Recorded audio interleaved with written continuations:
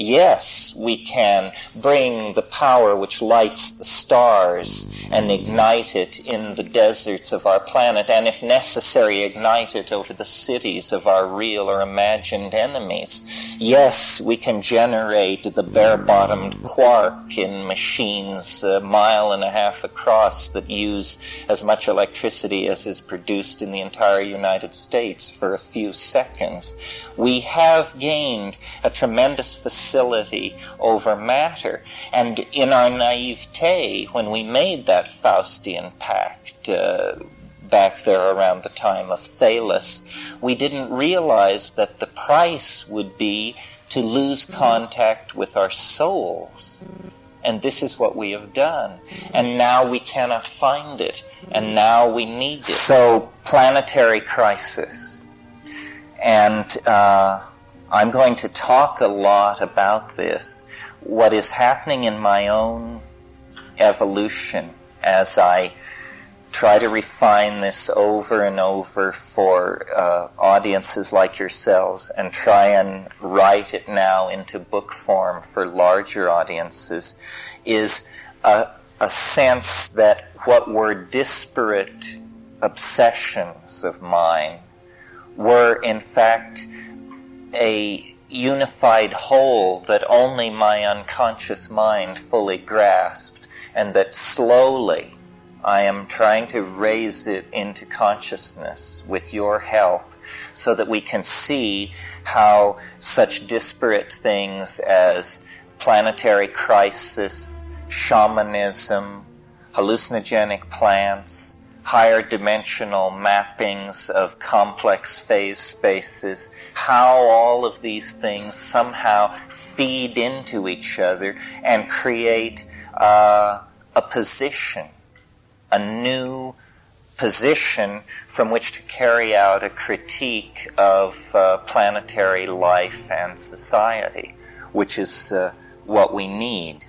So I'm just going to run down this list of themes, say a little bit about each of them, and then leave you to cook that overnight. And then tomorrow and the next day, we'll try to tease this out. It's, I'm either sinking into delusion or I'm figuring it out more and more. And what I need to know from you is, which is it? I'd rather hear it from you than the New York Times book reviewer, let me tell you. So this is where we do the prototype. Okay, planetary crisis heads the list. I can't remember what this thing was called in the catalog, but I write these things so many months in advance that it's just a hook anyway. What I have thought of this month's dialogues at Esalen, of which this will be the culmination and the distillation, is understanding the chaos at history's end. Now, there are different contradictions and adumbrations of meaning in that. The old understanding of chaos was that it is that which cannot be understood. That's what chaos means. It was thought of as the antithesis of cosmos, and in Greek these two things are perceived as opposites, chaos and cosmos. Cosmos means order. Chaos means disorder. However, taking a page from my friend Ralph Abraham, I sort of propose that we think of this as a meeting of the Henri Poincaré Anarchist International Brigade, and take as our motto, chaos is order. This is the great truth under which anarchy has always marched, and I think it's never truer than today. So the goal of the weekend is to understand chaos, to understand that which cannot be understood within the confines of the old paradigm, and then I called it Understanding Chaos at History's End, to shock us into examining the notion of history's end into thinking about the possibility that this huge context in which we have been embedded for thousands of years now is in fact provisional, temporary, and about to be superseded by an entirely different order of being. And we'll talk about how can this be, what could it be, and what can we do about it. You see, primitive as our level of epistemic description of the world is, nevertheless, if we were to arrive on this planet and find it exactly as it is, except empty of human life or artifacts, then with our chemistry, with our physics, with our biology, with our systems theory, we would feel comfortable with what we found.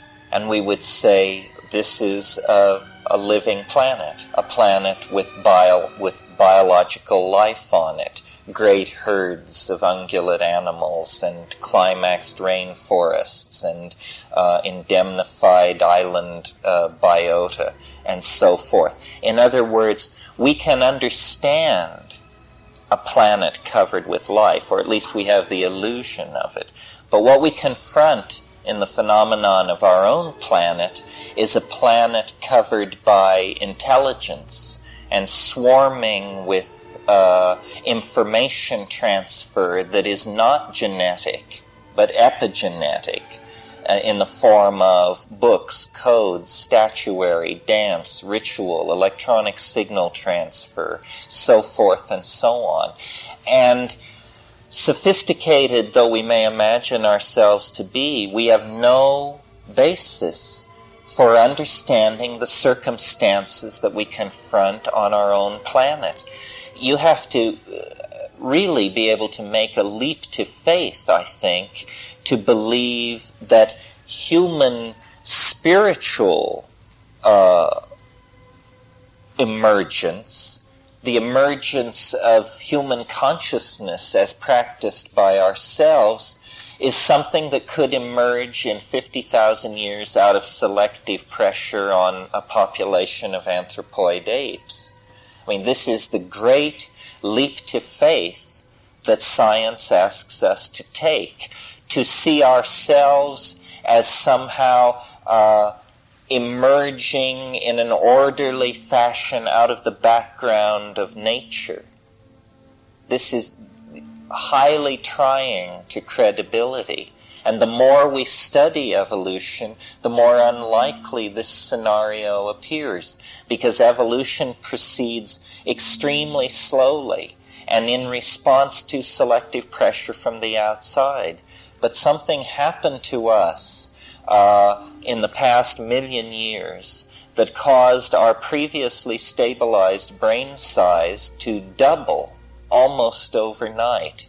The coordination of bipedal motion, binocular vision, complex pack hunting systems of signaling, so forth and so on, is not entirely sufficient to explain the peculiar presence of self-reflecting, epigenetically coding, philosophy and art-producing human beings on this planet. So there is a puzzle, and the puzzle is ourselves.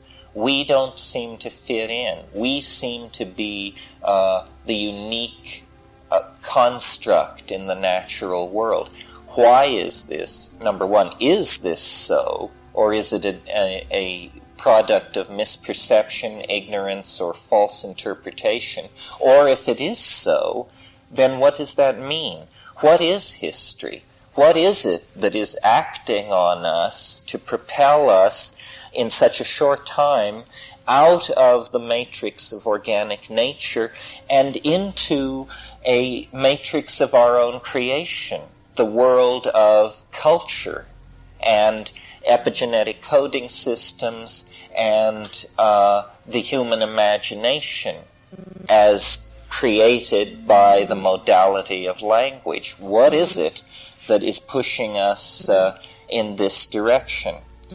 Well, mostly tonight I'm going to pose questions, and then we'll work out or work toward answers tomorrow.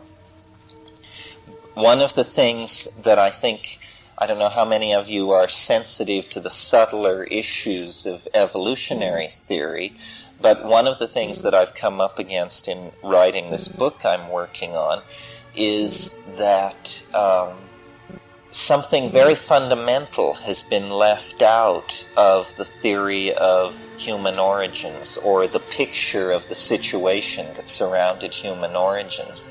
And this was the impact of an omnivorous diet on the human genome. You see, we had been fruitarian arboreal primates who, because of climactic change on the African continent, were forced down onto the grasslands, which were spreading as the forest shrank. And a number of changes were in play at that point.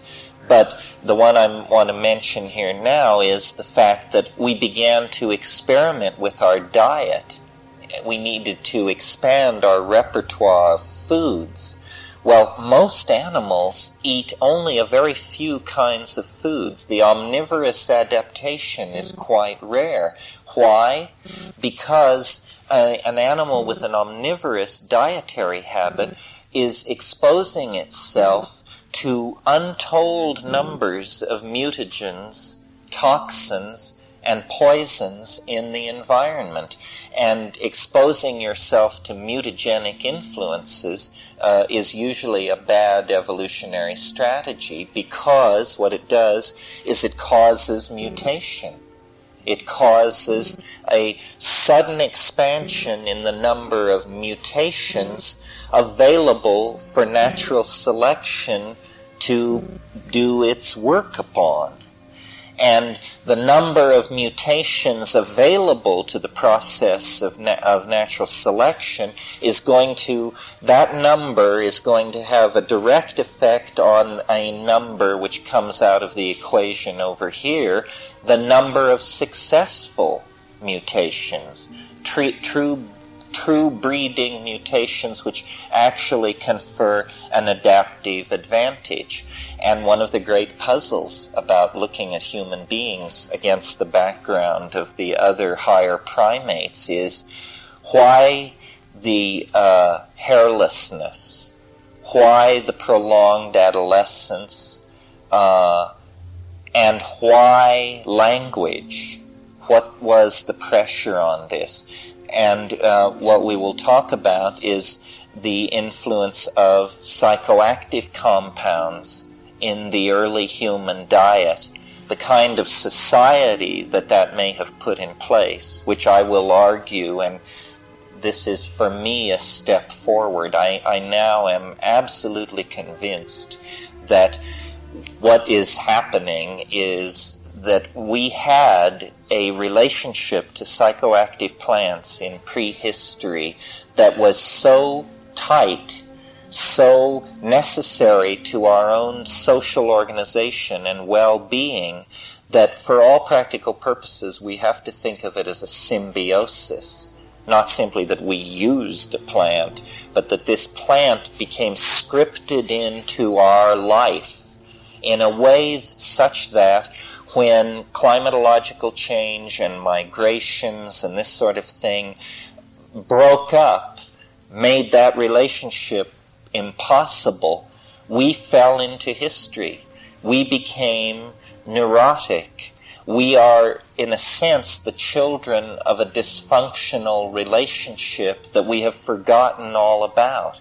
And I will talk more, I think, than I've ever talked about it before this weekend, about addiction and bad drugs. Because in working on this book, I've had to come to terms with the fact that bad drugs have been a major part of the human story.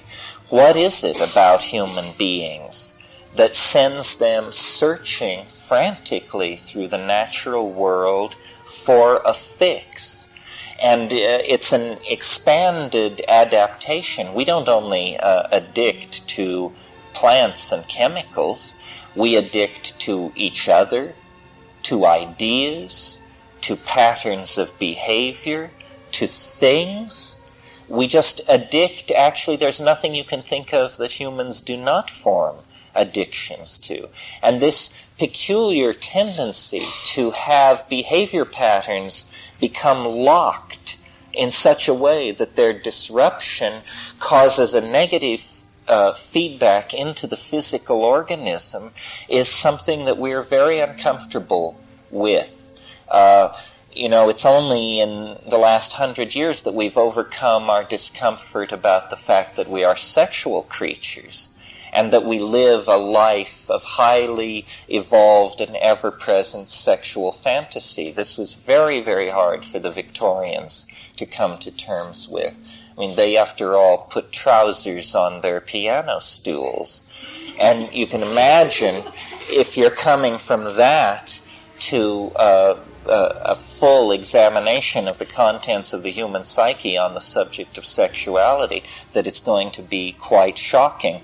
In the same way now with talk of drug wars and, destroying the Constitution so that people won't be able to smoke pot and all this stuff, clearly we are in a state of high agitation over a part of ourselves that we can't come to terms with and integrate, which is the fact that we are such addictive creatures. Well, I will try to convince you that this has to do with this trauma in prehistory when we underwent a withdrawal from the primary symbiote that was holding us in a kind of social equilibrium with nature that we now can only dream about and call paradise or a golden age. And I'll give you the terms and the details on all of this tomorrow. The other thing, and remember I said these things may appear disparate and disconnected, but I now see them as a seamless manifold. It's written on my pad as unraveling the presence of the transcendental object. Now, what this means is I don't simply advocate the use of psychedelic plants because I think they make us feel good and break down social barriers and patterns of habit and so forth, although they do all that. But I believe that perception itself tends to take the shape of its vessel. The alchemists visualized mind as mercury, and mercury being a liquid will always flow to the lowest level and take the shape of the vessel. And I think that in the potential multiple dimensional space of being, mind has flowed to the lowest levels of the vessel, and that what happens when we perturb the mind-brain system with hallucinogenic indoles is it's as though we were to vaporize the mercury, and instead of taking the shape of the vessel at its lowest levels as a liquid, the mercury fills the vessel as a pressurized gas. And what this experience is a seeing of higher dimension, literally, not metaphorically. This is what has to be understood, that you literally are seeing a higher dimension to reality. And Ralph Abraham was here yesterday suggesting that because the world is such a complex system, it has many, many variables. Dimension, which seems like a word that people shrink from because it has some aura of mathematics about it, is not a difficult concept at all. Think of a dimension simply as a variable. So if I tell you that we have 8 variables, then we have an 8-dimensional phase space in which whatever we're talking about is going on. Well, obviously the number of variables in the natural and human world is very high. So the degree to which we can perturb the mind out of its slovenly tendency to flow to the lower dimensions of the lattice, and instead urge it to expand into the higher orders of the phase space, then we get a fuller picture of reality. Because it seems quite reasonable to me to say that what we call reality is a lower dimensional slice of a higher dimensional phase space, and we slice this higher dimension with the knife of language. Well, then we get a cross-section, like slicing through an agate or slicing through a fruit. Then we see the interior of it, but we do not see the seed from which it came, the tree which grew it, the death of that tree. In other words, the temporal dimension, to name but one, is not visible in the lower dimensional slice made by the knife of language. So we have to either create a higher dimensional language, or use more than one language at once, or create some other strategy for handling all these variables. What shamanism is a person who can go into these higher dimensions and understand enough of what they're seeing that for them it functions as a map of the lower dimensional world into which they are going to return. Many of you have heard me say a shaman is someone who has seen the end. Well, this is just a kind of cute way of saying that the shaman has experienced the temporal dimension as a totality. The shaman has seen the beginning and the end. And that's what gives the shaman his or her peculiar psychic equilibrium, because they're not like you and me, groping along down here in four-dimensional space, trying to figure it out. For them, it's all of a piece. And this feeds back into their personality as a tremendous kind of authenticity. Well, we need to shamanize to save the planet. We need to create higher dimensional mappings of our world and the crisis in which we are in order to plot a way out of the cul-de-sac that the phonetic alphabet, monotheism, and print-created linear monoculture has shoved us into. So the psychedelics are not ancillary, they're not peripheral, they're not secondary. They are the way to propel ourselves into these higher dimensional phase spaces. Eventually we will drag our computers with us, but you can't push the computer first, because the computer must be programmed by people who have seen these things and know what they are shooting for. What this process will inevitably become is pressure on the evolution of language. Because you see, even though in the last few minutes I've presented it to you in a kind of imperative mode, where I'm saying, this is what we need to do, this is what we should do, this is what we will do. As a matter of fact, this is what we have been doing, and for a very long time as well. In fact, the entire progress of biology and culture, anthropology, can be seen as a kind of conquest of dimensionality that has occurred at an ever-accelerating rate, so that, the earliest organisms were just literally groped their way through life. They couldn't see light or darkness. They rubbed up against something, and that's how they knew it was there. And then, through evolutionary selection, light-sensitive, pigmented spots appeared on the surfaces of these things. And that gave them a gradient of sensation that told them the difference between light and darkness. Well, a further coordination of this ability, a further differentiation of this light-dark gradient gives eyes and the visual world.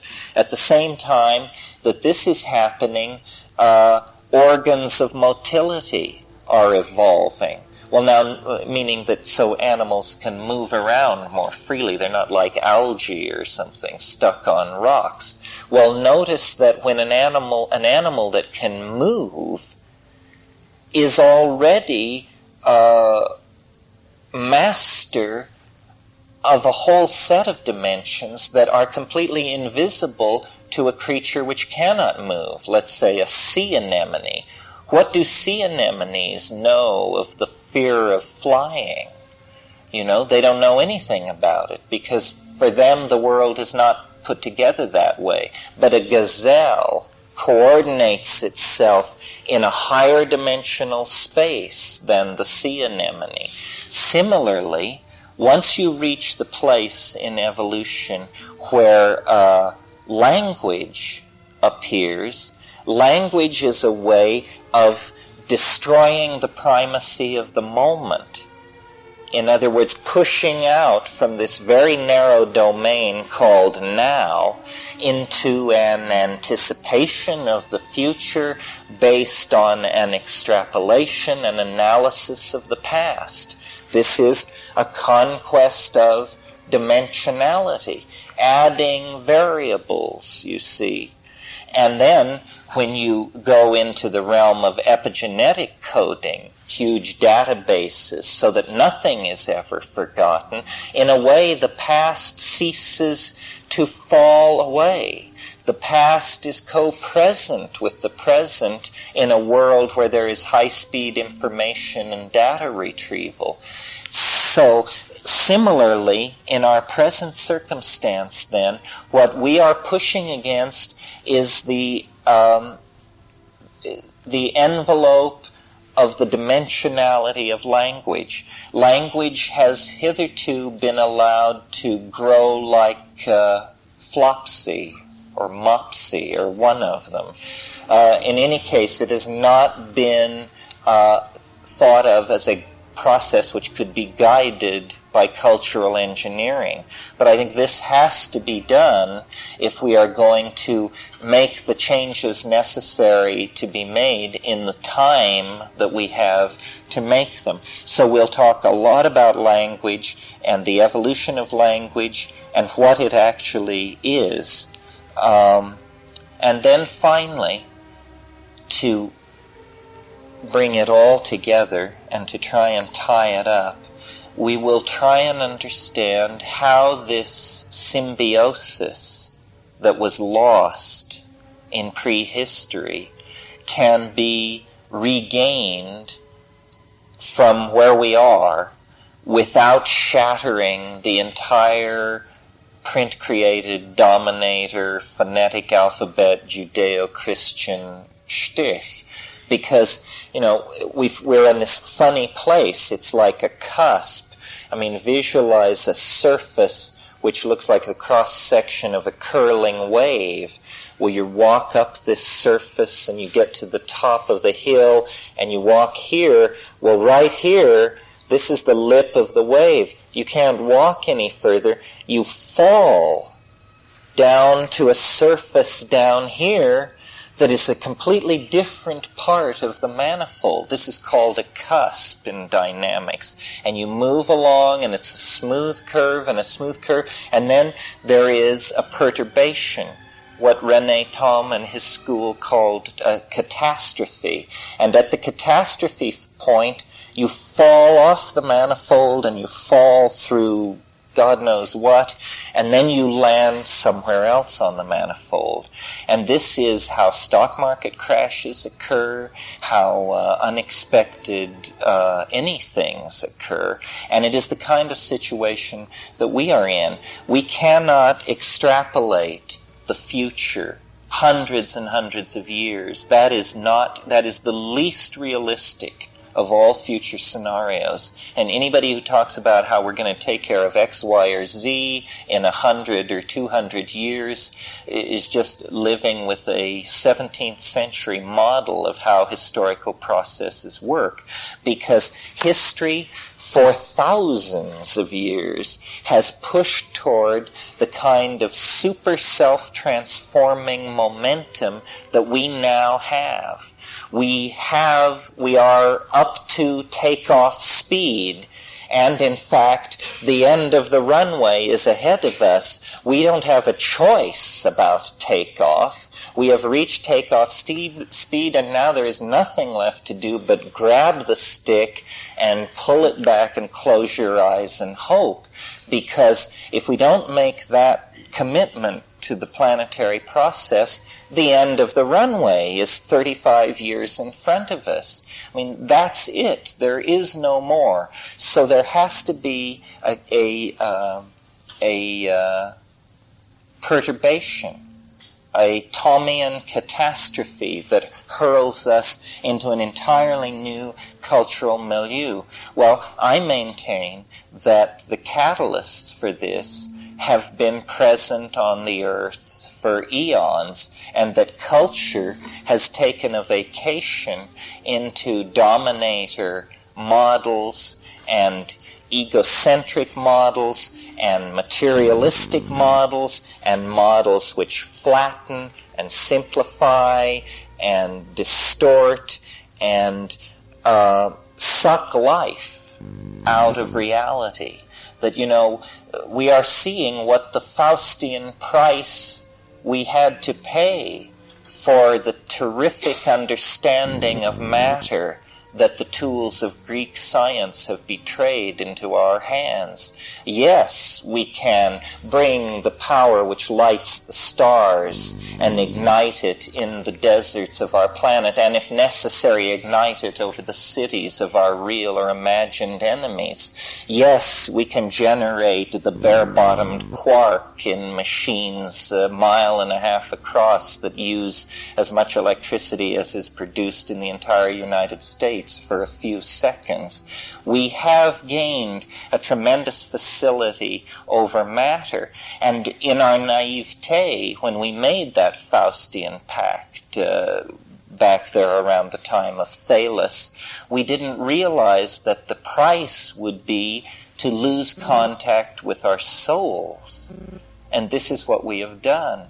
And now we cannot find it. And now we need it. We need some kind of larger vector field into which to cast the human situation so that we can see a way out of the mess that we have created. Well, I maintain the only way this can be done is by a return to the situation in prehistory. This is what I call the archaic revival.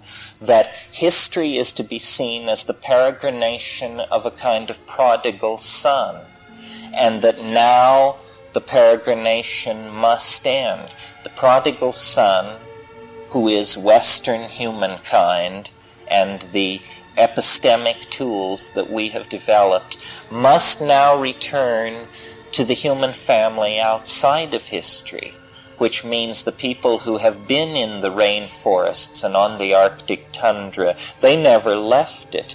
They kept the knowledge of this hyperdimensional phase space, but for them it was always a domain of magic, mystery, and uncertainty. We actually bring something new to it. I am not saying that we must simply return to the old ways, that I think we have something which can enrich the old ways, that what we have learned about languages, about mathematics particularly, this is what we perfected. Our pride is not in our science, which is destructive, toxic, and childish. Our pride is in our mathematics, which is an intimation of the transdimensional object that is outside of historical phase space, and that casts an enormous flickering shadow over the human enterprise. It is through mathematics, through, first of all, the probability theory, more recently things like fractals and dynamic modeling. It is through these things that we are able to give a kind of empirical grounding to our visions. Because what we see in our visions is not hallucinations. What we see in our visions is the higher truth. And we have never faced this. In fact, this is what we repress. Hallucinations are devalued. The phenomena of the mind are called subjective. This is a knock. When you call something subjective, it means it's inconsequential or it's a matter of opinion. We don't realize the primacy of mind. So our value systems are in need of reconstruction. I think what lies ahead for us as a planetary culture, once the agenda of the archaic revival is fully and in place, as it must inevitably be, is a culture reared in the imagination. That this is what the appetition for completion in the realm of epigenetic coding and art and engineering and thought and poetry, all this will coalesce into a domain of art. This is what hyperspace is, you see. Novelty becomes so concressed that there can be no more of it in historical space-time, and so it begins to pour into an orthogonal dimension nearby, in the same way that matter in the center of a black hole forces its way into another universe. At a certain level of compaction of the novelty, it can go nowhere else but into a new dimension. Anticipating this is not easy, because we are constantly operating in this lower dimensional slice. But as a community of many minds that have taken many snapshots of this other world, made many journal entries, scrawled many crude maps of the terrain, I think we can put it all together and begin to get a feeling for what this thing is, for how it works, for how it can feed back into the historical crisis. I have the faith that there's no situation that can be viewed as a problem in which the solution is not immediately to be found present at hand. And before hallucinogens were called hallucinogens or psychedelics, they were called consciousness-expanding drugs or consciousness-expanding substances. If there's any iota of truth in that notion that these things expand consciousness, then we have to have it, because it is for the dearth of consciousness that we are going mad. We have the money. We have the technologies. We have the understanding of ecosystems and natural chemistry and the atmosphere. What we lack is the moral will to do anything about it. We are like frozen. We cannot seem to reach into the control mechanisms of ourselves as a species and have any impact. I mean, how do you get George Bush trotting on this agenda? It just doesn't seem to be possible. Well, it's slow work, but I think we're making progress. Some of you may know the concept of meme, of a meme. Do you all know this idea? No. A meme is the smallest unit of an idea. it is to an idea what a gene is to protein. We need to understand about what we're doing here. We're spreading a meme. These are the meme wars of the 90s that are looming. And at last I found an argument. Just like a gene, it can be copied by telling somebody something, by telling a bunch of somebody something, or by repeating yourself. This is how you copy a meme. You spread a meme by leaving the copies of it around in the form of books and tapes and conversations. Well, these memes, the phase space of ideology can be conceived of as an environment, just like a rainforest. So these memes run around and furiously compete with each other. And natural selection acts upon the competing populations of memes, and some die, and some occupy niche after niche and adapt themselves so that they're comfortable with managers and psychiatrists and priests and go-go dancers, and that's a successful meme. It's making itself useful to everybody. For instance, there is the meme of a free press, the idea that free press is a good thing. This meme is now very popular and spreading wildly.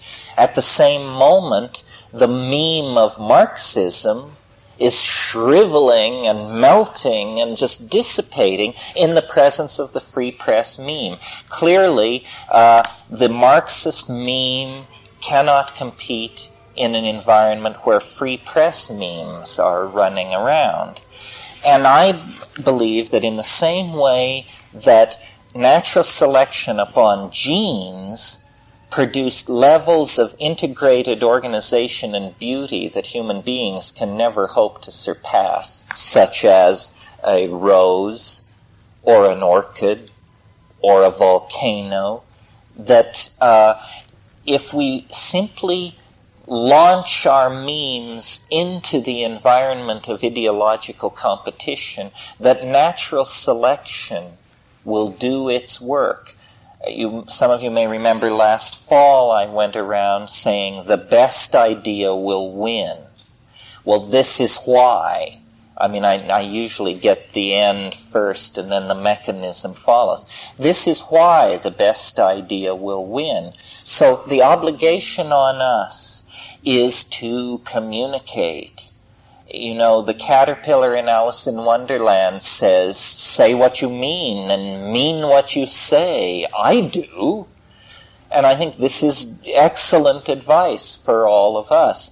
We want to spread memes among ourselves. This is the opposite of safe sex. We want to, people say enthusiasm is infectious. Well, so is understanding.